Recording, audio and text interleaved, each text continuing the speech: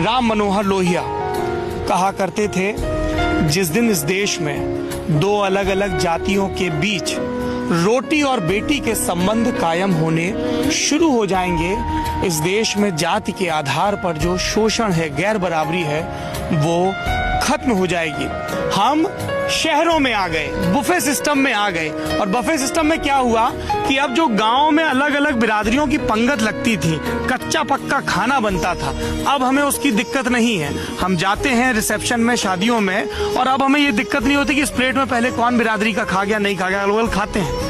लेकिन रोटी का संबंध बेटी के संबंध तक नहीं पहुंच पाया है, और इसीलिए इस देश में जाति के आधार पर झगड़े होते हैं, बहसें होती हैं, नफरत फैलती है। एक और उदाहरण दूंगा आपको। इंसान कैसा है ये उसके चाल चलन चरित्र से तय होगा, उसके ज्ञान से, उसके आचरण से तय होगा।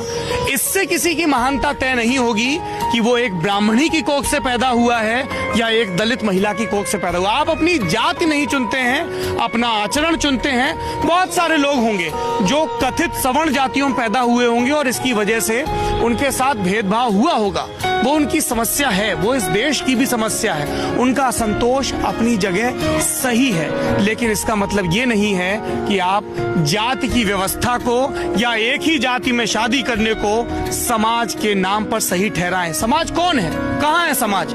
हम और आप समाज हैं, और हम और आप बदलेंगे तो ये समाज बदल जाएगा।